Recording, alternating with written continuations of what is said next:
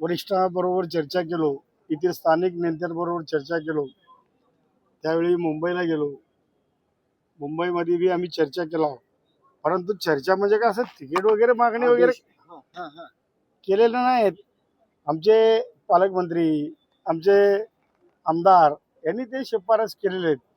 फडणवीस साहेबांना असू दे, बावनकुळे साहेबांना असू दे, आमचे प्रदेश अध्यक्ष भारतीय जनता पार्टीचे रवींद्र चव्हाण साहेबाला, त्यांनी सर्व शिफारस करून आम्हाला घेऊन जाऊन घर वापसी केलेले आहेत. काही लोकांनी पक्षात प्रवेश केलेले आहेत.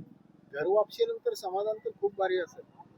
घर वापसीनंतर काय, मी तर मला वाटलंय 25 वर्ष मध्ये निवडून आलेला नगरसेवक भारतीय जनता पार्टीचा बी एकमेव आहे. स्टँडिंग कमिटी चेअरमन मी 99ला झालो. 2002ला पुन्हा निवडून आल्यावर 2006-07 वेळी वर्षात मी त्यावेळी विरोधी पक्षनेता येतो. पुन्हा मी 2012 मध्ये मी विरोधी पक्षनेता होतो. 12 पासून ते जवळजवळ 8 ते 10 वर्ष मी जिल्हा नियोजन समितीमध्ये होतो. मी नंतर महिला महापौर झाल्यामुळं मला सभागृह नेता केले, परंतु सभागृह नेता असताना मला 9 महिन्यातच विष बाधा झाला, विष घातले. हे सगळी इतकं पद भोगल्यानंतर पुन्हा तिकीट मिळावं आणि पुन्हा तुम्ही निवडून यावं ह्या अपेक्षा. मी माझं सर्वोच्च पद आमच्या महानगरपालिकेत महापौर आहे. मी अनेक वेळा आमदार तिकीट, ज्याने आमदारच नव्हते, वल्ल्याळ साहेबाच्या टायमाला मी 1990 पासून आमदार तिकीट मागतो. नरसिंग मेघजी अजून नगरसेवक होते त्यावेळीपासून मी आमदार तिकीट मागतो. मी माझं आमच्या कार्यकर्त्यांना, मला असं वाटतंय की भारतीय जनता पार्टीने मला आमदार केलं पाहिजे होतं, करू शकले नाही. चला, झालं नाही तर झालं नाही. माझं शेवटचं इच्छा आहे मी महापौर व्हावं. क्या बात आहे. आणखी एक प्रश्न की बाबा, अनेक जणांकडून बोललं जातं की यंदाच्या वेळी तवा खूप गरम झालाय, भाकर जरा फिरवावी लागेल. फिरवण्याची तयारी आहे नाही का, आता मी भारतीय जनता पार्टीचा कार्यकर्ता जुना असल्यामुळं मी आता शरणागती पत्करून भारतीय जनता पार्टीमध्ये काम करालो. अनेक लोक काय काय मुलाखत देतात, पण त्या मुलाखतीपर्यंत दुसऱ्या वेळी पुन्हा काही लोक आपल्याला शब्द पडत नाहीत. तसं मी नाही आहे. मी कार्यकर्ता भाजप असलं तरी मी व्यक्तीच्या विरोधात असतो, पक्षाच्या विरोध. माझ्या पक्ष म्हणजे माझी आई, संघ म्हणजे माझा बाप, असं आजपर्यंत गेल्या वेळीपासून म्हणतो.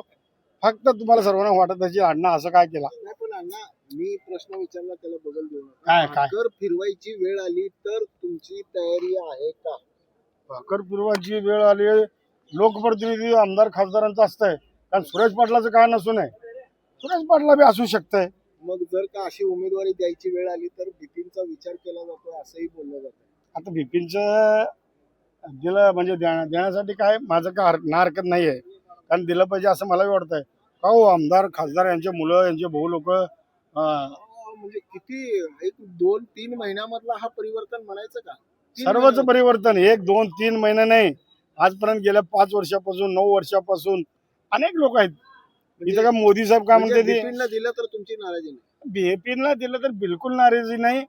पण बाकीचे जे काही 3 आहेत ते आमच्या सगळ्या भारतीय जनता पार्टीच्या कार्यकर्त्यांना, जे जुने कार्यकर्ते आहेत त्याच्यासारख्याला मिळालं पाहिजे.